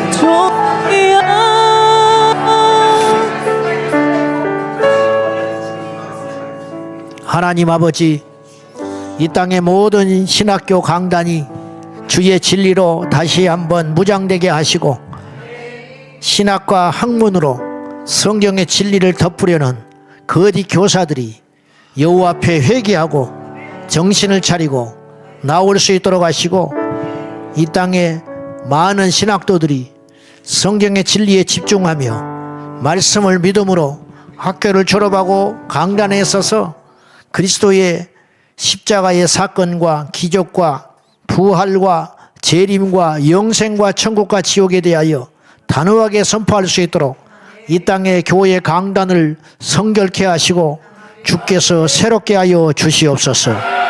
그리하실 주님을 찬양합니다. 하나님 아버지, 성경이 살아야 교회가 삽니다. 교회가 살아나야 이 땅이 삽니다. 성경이 죽으니 교회가 죽고 교회가 죽으니 이 땅이 죽어갑니다. 주여, 성경의 말씀에 살아있는 진리들이 온 땅의 진리로 다시 살아나게 하여 주시옵소서. 예수님의 이름으로 간절히 기도하옵나이다. 아멘.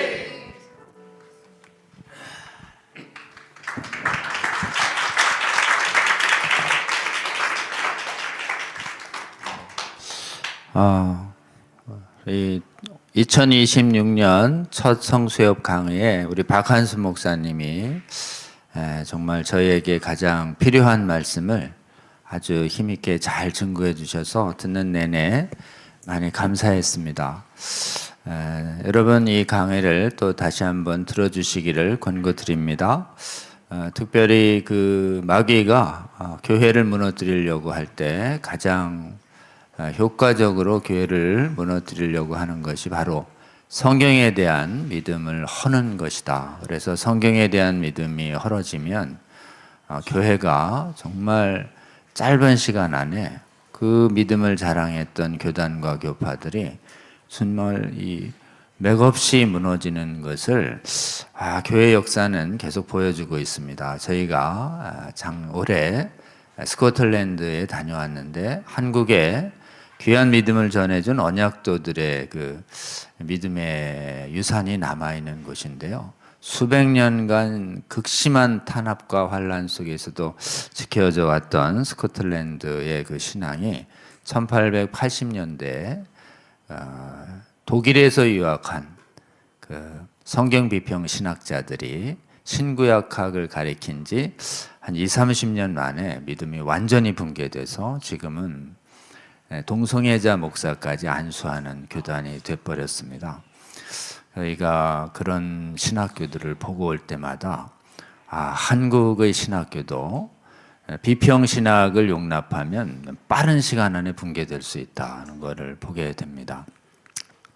특별히 우리 정말 그 목사님의 또 생생한 또 신학교 경험이기도 하고 한국의 신학교도 안전하지 않은 이런 상황을 계속 말씀해 주셨고, 특히 진화론에 대항해서 성경의 진리됨을 증언해야 하는 부분들과 그 다음에 수시로 강단에서 성경의 하나님 말씀이 참으로 오류가 없다는 부분과 엄청난 수많은 예언들이 신비하게 성취되는 많은 하나님의 능력을 보여주는 사건들을 대표적 사례 몇 가지를 이렇게 또 말씀해 주시면서 우리 성경에 대한 말씀을 점점 더 확신을 강화시켜주는 설교 강단이 회복되도록 많이 권면해 주신 것이 뭐니 참 감사드립니다.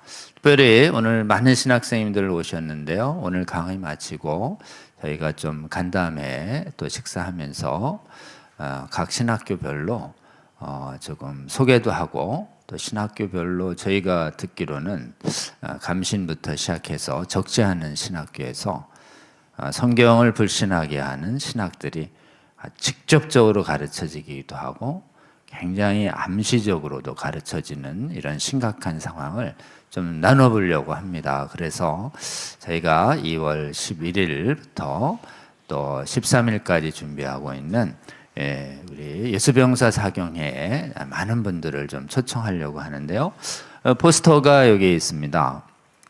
저희가 좀 하나님의 뜻 주셔서 올해 겨울에 방학 때 신학교 방학을 이용해서 우리 각 신학교마다 성경을 못 믿게 하는 다양한 신학들이 있습니다. 뭐 신구약학뿐만 아니라 조직신학, 또 역사신학, 또 실천신학 부분에서 설교, 선교, 예배, 상담, 교육, 뭐 어느 것 하나 이렇게 오염되지 않은 게 없습니다.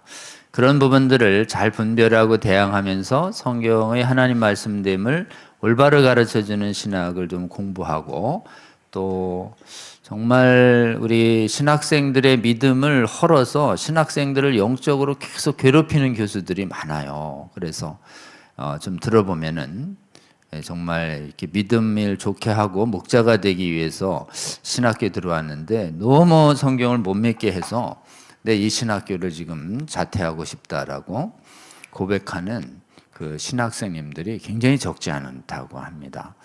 그래서 여러분들 좀 사실 또 그곳에서 가장 심한 신학교 중에 하나인 에 대해서 또 이렇게 학생들이 모여서 바른 신학 공부하고 기도하며 또 성경을 못 믿게 하는 교수들과 또 힘껏 싸우고 있다는 우리 신학생 동아리 활동도 제가 듣고 참 크게 기쁘었습니다. 그래서 많은 신학교마다 상품과 사정은 좀 다를 수 있지만 성경의 하나님 말씀됨을 올바로 믿어서 성경 믿는 목회자들이 잘 양산되도록 신학교를 지키는 것이, 강단을 지키고 교회를 지키고 선교지를 지키는 것이 아주 뚜렷합니다. 말씀드린 것처럼 거기가 가장 윗물이에요.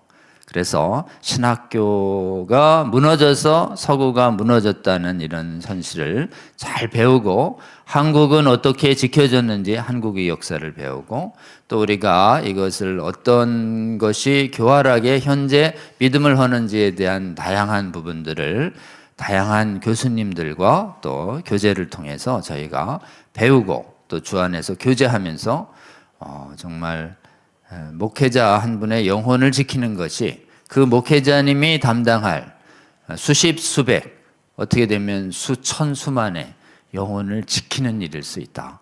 이래 생각하시고 저희가 사경회를 준비했습니다. 사경회를 2월 11일부터 13일까지 3일 정도 준비를 했고요. 강사님들이 한 14분이 모셨어요. 여기 또 강사님 박한수 목사님 좀 계시죠? 또 시간 내서 오십니다. 3일간 이렇게 수강료가 5만 원인데요. 비싸실 수 있지만 교재비, 식사비 다 포함되어 있어서 강사님들이 여러분 식사를 다 이렇게 또 제공해 드리려고 합니다. 숙박은 뭐 이렇게 각자 좀 책임지고 하시고 10시부터 이렇게 한 3일간 진행되려고 하는데요. 여러분 이 사경회 온라인에 이렇게 신청서 받고 있거든요. 꼭 와주시기를 부탁을 드리고 3일 다 오시기를 권하고 어려워도 형편껏 와주셔도 됩니다. 또 오늘 현장에 오신 분들 중에 또 제가 이렇게 기본 교재를 혹시 가지지 않은 분들은 나눠드리겠습니다. 받으시고 꼭 오시기 바랍니다. 안 오셔도 상관없지만 오시길 권고드립니다. 이 사경에 위해서 기도해 주시고, 또 여러분 보다 보면 같이 와야 되겠다라고 생각하시는 분들이 있을 수 있어요. 이 온라인으로 들으시는 분들, 또 지금 현장에 와주신 분들 주위에 적극 권유해 주셔서 함께 해주시면 좋겠고요. 신학교 교주 학생들만으로 지켜지지 않습니다. 학생분들은 강의가 어떻게 되는지를 정확하게 기록하거나 녹음해서 저희에게 알려주면 바깥에 있는 목사님들과 성도님들이 여러분 위해서 기도하고 도울 것입니다.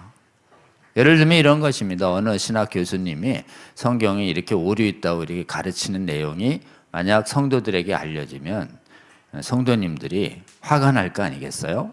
그러면 성경에 오류 있다고 가르친 김아묵의 교수는 각성하라 이렇게 피켓을 신학교 앞에서 들게 되면 어떨 것 같습니까?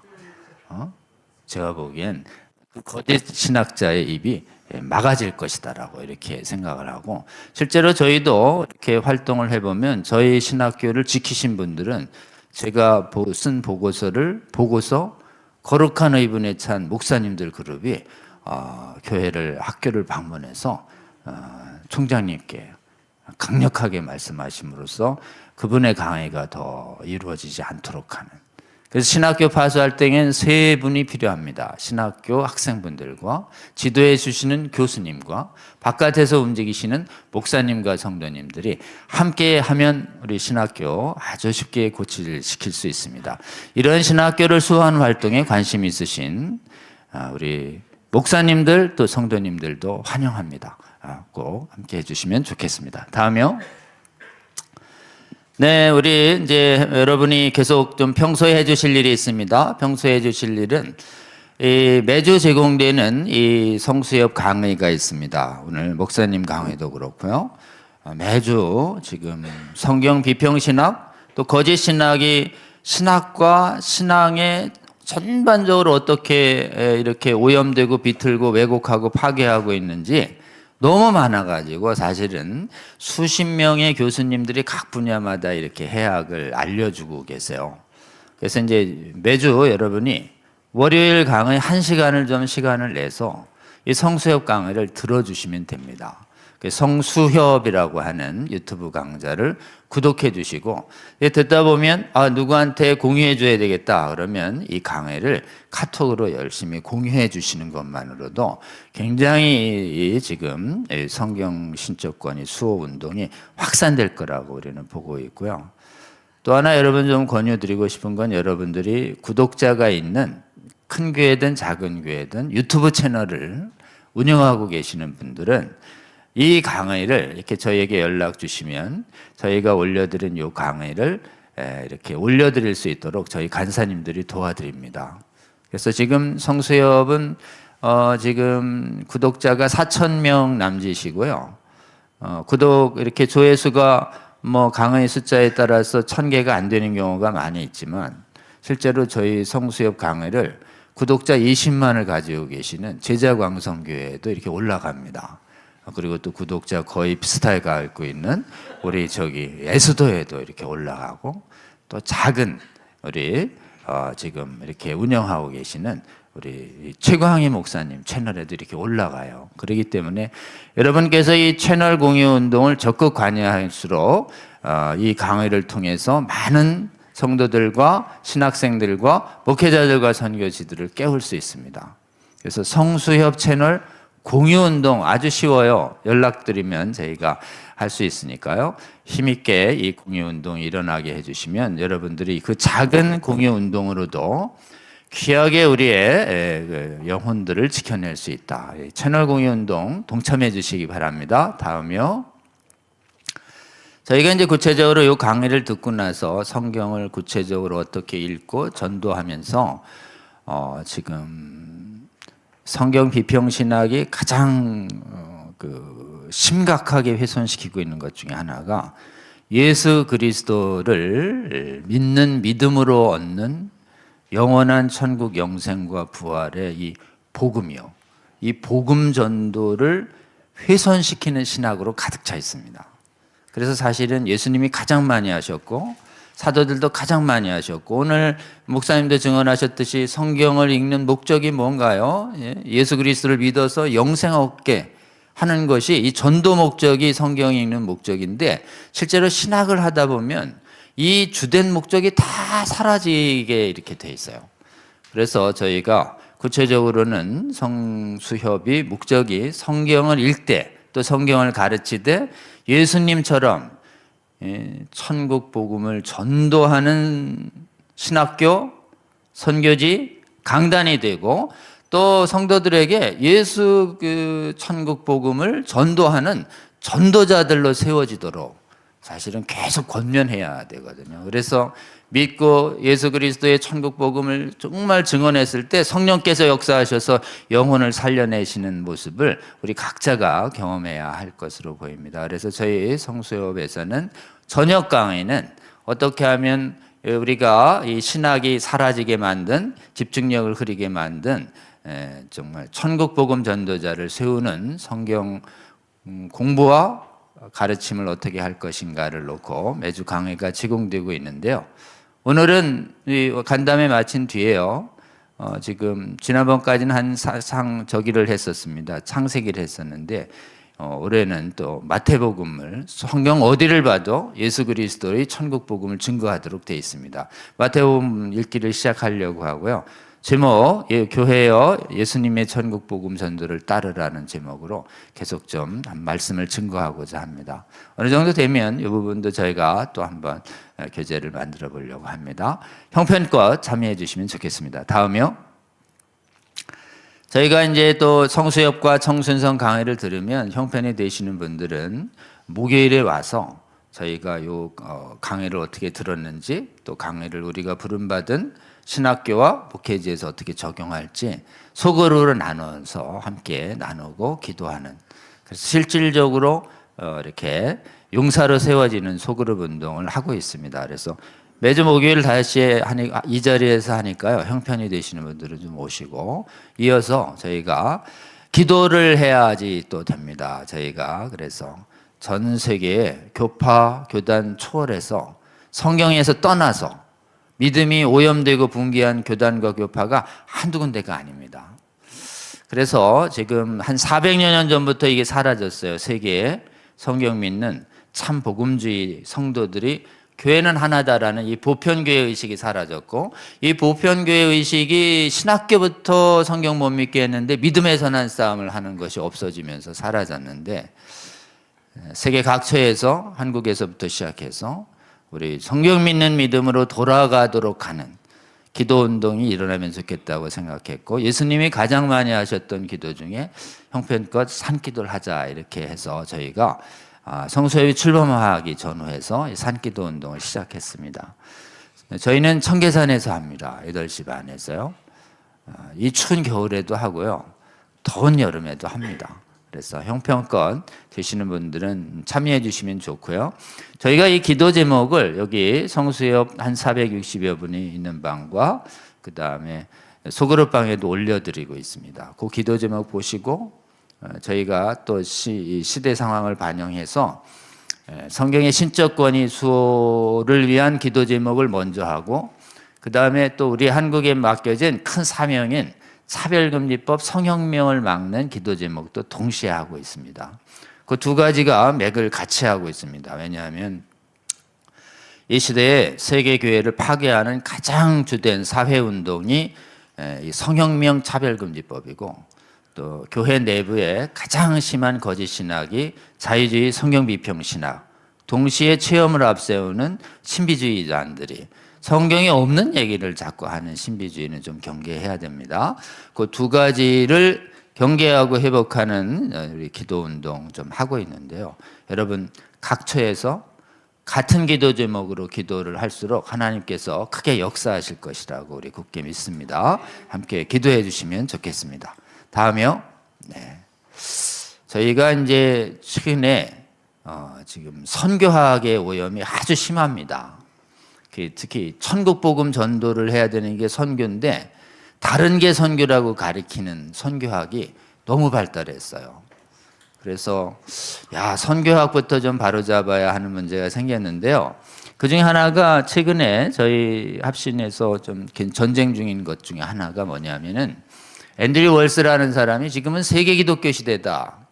세계 기독교라는 말을 여러분 자주 들었을 거예요. 최근에 이게 세계 기독교 학이라는 신종 선교 신학입니다. 이 사람들이 말하는 세계 기독교는 세계 도처에 기독교가 있다 이런 취지가 아닙니다. 지금은 서구의 제국주의의 크리스텐덤 선교 시대가 끝나고 세계 각처에서 하나님이 다양한 토착화된 기독교를 주도하고 일으키는 시대다. 이런 관점으로 세계 기독교라는 말을 써요. 그래서 이 사람들이 말하는 세계 기독교에는 뭐가 들어오냐? 우리가 기독교를 보지 않은 카톨릭을 여기에 포함시키고, 그 다음에 성경 비평 신학 때문에 예수님의 신성을 인정하지 않는 단일 신론, 아리우스주의들까지도 교회다 이렇게 보고, 또 성경에 어긋나는 막 신비주의 이단들도 이 교회에 포함시키기 때문에 성경을 불신하는 교회들까지 다 들어오게 돼요. 이 세계 기독교학에. 이래 되면 이제 성경을 믿고자 하는 우리 신앙운동 자체가 아주 무력화되는 시대가 있는데, 이게 얼마나 영향이 있는지. 이 사람은 굉장히 유명한 사람이고요. 앤드류 월스. 이 퍼스펙티브즈라고 하는 랄프 윈터가 쓴 이 선교학 기본교재가 있는데 여기도 앤드류 월스의 세계 기독교 운동론이 딱 중심에 딱 자리 잡고 있는데 아무도 이거를 개혁주의적인 측면에서 비평을 안 하고 있었어요. 그래서 저희가 교수님들에게 다음에 교수님 위를 좀 올려주세요. 수많은 교수님들한테 이거 문제 있지 않냐고 얘기했더니 다 문제 있다고 얘기하셔서 문제 있다는 조직신학 교수님 5분, 또 6분 변증학까지, 역사신학 교수님 또 5분, 또 선교학 교수님과 그 다음에 설교학 교수님들, 또 창조과학교 회장님까지 하셔서 앤드류 월스의 기독교 교회관이 잘못되어 있다는 것을 아주 낱낱이 좀 밝히는 학술대회를 긴급하게 2월 3일에 이 자리에서 하기로 됐습니다.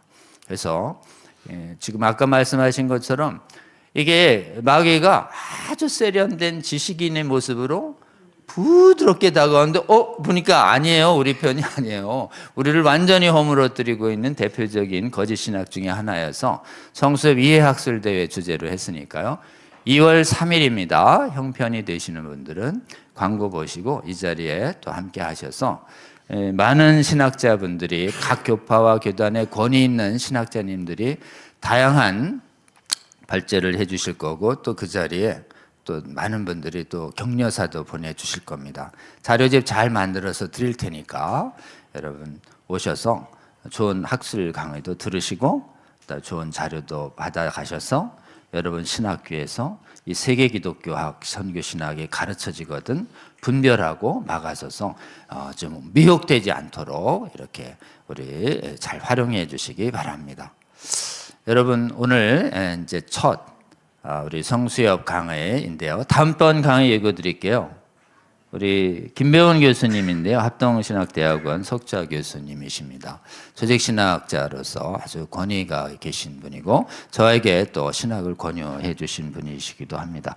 우리 성수협의 운영위원이시기도 하고 세계적으로 권위 있는 이런 조직신학자님이신데 무엇보다도 큰 신학교 갔다가 비평 가리키니까 확 그만두고 가장 작은 신학교 오셔서 지금 실천적으로 유신진화론과 아주 맹렬히 싸워오신 아주 믿음의 좀 선배님이십니다. 오늘 또 이번에 또 새로 이 표현 신학적으로 안전한가 자유주의 신학의 영향 아래 형성된 교회의 언어들이 어떤 것이 있는지에 대해서 다음 주에 또 귀한 강의 해 주실 겁니다. 기대해 주시고 힘들어도 계속 들어주셔서 야, 이게 우리가 오염되고 씻어내야 할 부분이 이렇게 많구나. 일주일에 한 번이라도 여러분 꼭 강의를 들어주시고 또 무장하셔서 주위에도 권유해 주셔서 저희가 계속해서 제공해 드리는 성경의 신적 권위를 지키는 올바른 생명수 같은 바른 신학과 강좌를 계속 들으시고 무장해서 미혹으로부터 견뎌주시고 주위에 미혹되시는 많은 분들도 막아주시는 일에 올 한 해도 계속 함께 하시며 헌신해 주시고 주의 나라를 지키는 용사들을 찾아 세우시는 주의 일에 함께 동참해 주시는 우리 성수협의 귀한 성도님들 되시기를 정말 새해 첫 강의를 빌어서 부탁드리고 싶습니다. 첫 강의 이제 마쳐야 될 시간입니다. 긴 시간 함께해 주신 여러분 감사드립니다. 현장에 와주신 분들 감사드립니다. 다음 주에 뵙겠습니다. 고맙습니다.